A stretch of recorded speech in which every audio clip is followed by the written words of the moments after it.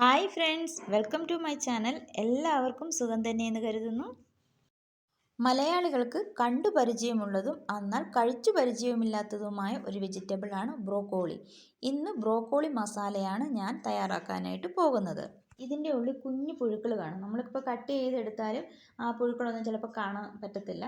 അതുകൊണ്ടാണ് തിളപ്പിച്ച വെള്ളത്തിൽ ഇത് കുറച്ച് നേരം ഇട്ട് വെക്കുകയാണെങ്കിൽ ആ പുഴുക്കളൊക്കെ അങ്ങ് നമ്മൾ നന്നായിട്ട് കഴുകിയെടുക്കുമ്പോൾ അതൊക്കെ അങ്ങ് പൊയ്ക്കോളും. അതുകൊണ്ടാണ് നന്നായിട്ട് തിളപ്പിച്ച വെള്ളത്തിൽ 5-10 മിനിറ്റ് ഇട്ട് വെച്ചാൽ നല്ലതായിരിക്കും. ഏകദേശം നല്ല വലുപ്പത്തിൽ തന്നെയാണ് ഞാനിത് കട്ട് ചെയ്ത് വെച്ചിരിക്കുന്നത്. ഞാനിവിടെ ഒരു പാത്രത്തിൽ നന്നായിട്ട് വെള്ളം തിളപ്പിച്ച് എടുത്തിട്ടുണ്ട്. അതിലേക്ക് കുറച്ച് ഉപ്പും കൂടി ചേർത്ത് കൊടുത്ത് നന്നായിട്ട് മിക്സ് ചെയ്തിട്ട് നമ്മൾ കട്ട് ചെയ്ത് വെച്ചിരിക്കുന്ന ബ്രോക്കോളി ഇട്ട് കൊടുക്കാം. ഞാനിവിടെ ഉപ്പ് മാത്രമേ ചേർത്ത് കൊടുത്തിട്ടുള്ളൂ വെള്ളത്തിൽ. നിങ്ങൾക്ക് വേണമെങ്കിൽ മഞ്ഞൾപ്പൊടിയും കൂടി ചേർത്ത് കൊടുക്കാം. എന്നിട്ട് നന്നായിട്ടൊന്ന് മിക്സ് ചെയ്ത് 5 മിനിറ്റ് അടച്ച് വെക്കുക. ഞാനിവിടെ നല്ല വലിപ്പത്തിൽ തന്നെയാണ് ബ്രോക്കോളി കട്ട് ചെയ്ത് വെച്ചിരിക്കുന്നത്. നിങ്ങൾക്ക് വേണേൽ ഇതിൻ്റെ സൈസൊക്കെ കുറച്ച് അല്പം കൂടി ചെറുതായിട്ട് കട്ട് ചെയ്തെടുക്കാം. ഇനി ഇതൊന്ന് അടച്ച് വെക്കാം 5 മിനിറ്റ് നേരത്തേക്ക്. ഞാനിത് നന്നായിട്ട് കഴുകിയതിന് ശേഷം ഇതിലെ വെള്ളമൊക്കെ കളഞ്ഞ് വേറൊരു പാത്രത്തിലേക്ക് മാറ്റി വെച്ചിരിക്കുകയാണ്. ഇത് തയ്യാറാക്കുന്നതിന് വേണ്ടി ഞാൻ 2 വലിയ സവാളയാണ് എടുത്തിരിക്കുന്നത്. ഒരു വലിയ തക്കാളിക്കായും കട്ട് ചെയ്ത് വെച്ചിട്ടുണ്ട്. ഇതിലേക്ക് ഒരു ചെറിയ കഷ്ണം ഇഞ്ചിയാണ് എടുത്തിരിക്കുന്നത്. 4 അല്ലി വെളുത്തുള്ളിയും എടുത്തിട്ടുണ്ട്.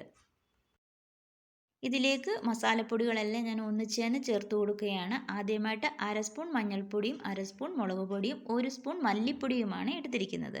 എന്നിട്ട് ഇതൊന്ന് നന്നായിട്ടൊന്ന് മിക്സ് ചെയ്തെടുക്കണം.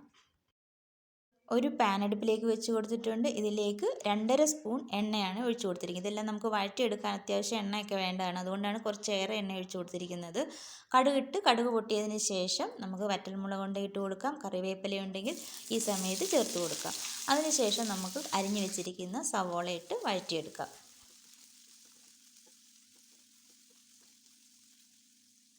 സവാളയൊക്കെ നന്നായിട്ട് പെട്ടെന്ന് വഴണ്ടി വരുന്നതിന് വേണ്ടി ഇതിലേക്ക് 1/4 സ്പൂൺ ഉപ്പും കൂടി ചേർത്ത് കൊടുത്തിട്ടുണ്ട്. ഇനിയും അതിനുശേഷം നമുക്ക് അരിഞ്ഞു വെച്ചിരിക്കുന്ന ഇഞ്ചി വെളുത്തുള്ളിയും കൂടി ചേർത്ത് കൊടുക്കാം. അതിനുശേഷം അരിഞ്ഞു വെച്ചിരിക്കുന്ന തക്കാളിക്കയും കൂടി ചേർത്തിട്ട് നന്നായിട്ട് ഇളക്കി ഒന്ന് മിക്സ് ചെയ്തെടുക്കുക. തക്കാളിക്ക നന്നായിട്ട് ഈ സവാളയുമായിട്ട് മിക്സ് ആയതിനു ശേഷം നമുക്ക് എടുത്തു വെച്ചിരിക്കുന്ന പൊടികൾ ചേർത്ത് കൊടുക്കാം. പൊടികളുടെയൊക്കെ പച്ചമണമൊക്കെ ഒന്ന് നന്നായിട്ട് മാറിയതിന് ശേഷം നമ്മൾ അരിഞ്ഞു വെച്ചിരിക്കുന്ന ബ്രോക്കോളി ഇതിലേക്ക് ചേർത്ത് കൊടുക്കണം.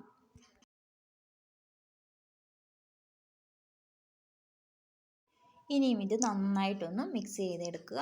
ഉപ്പൊക്കെ നോക്കണം. ഉപ്പ് കുറവാണെങ്കിൽ കുറച്ച് ഉപ്പ് ചേർത്ത് കൊടുക്കുക. നമ്മൾ സവാള വഴറ്റിയപ്പോൾ ഉപ്പ് ചേർത്ത് കൊടുത്തതാണ്. അതുകൊണ്ട് ഉപ്പ് നോക്കിയതിന് ശേഷം വേണമെങ്കിൽ ചേർത്ത് കൊടുത്താൽ മതി. അല്പം പോലും വെള്ളം ഞാൻ ചേർത്ത് കൊടുത്തിട്ടില്ല.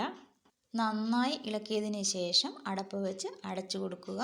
ഈ ആവിയിലിരുന്ന് വേണം ഇത് വേകാൻ. 5 മിനിറ്റ് മാത്രം മതി. അപ്പോഴേക്കും ഇത് നന്നായിട്ട് വെന്തിട്ടുണ്ടാകും. അതുപോലെ തീ നന്നായിട്ട് കുറച്ച് കൊടുക്കണം.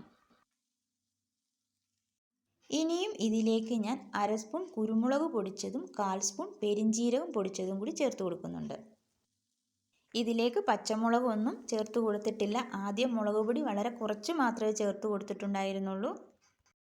ഇത് ചേർത്തതിന് ശേഷം നന്നായിട്ടൊന്ന് മിക്സ് ചെയ്യുക.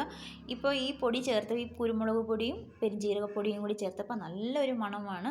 നമ്മൾ ഇറച്ചിയൊക്കെ മസാല ചേർത്ത് കൊടുക്കുമ്പോൾ ഉണ്ടാകുന്ന ആ ഒരു നല്ല സ്മെല്ല് തന്നെ വരുന്നുണ്ട്.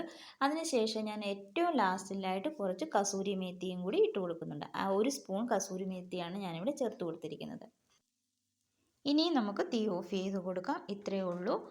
ബ്രോക്കോളി മസാല റെഡി ആയിട്ടുണ്ട്. ഇത് നമുക്ക് ചോറിൻ്റെ കൂടെയും ചപ്പാത്തിയുടെ കൂടെയൊക്കെ കഴിക്കാൻ പറ്റുന്നതാണ്. വീഡിയോ ഇഷ്ടപ്പെട്ടാൽ ലൈക്ക് ചെയ്യാൻ മറക്കല്ലേ.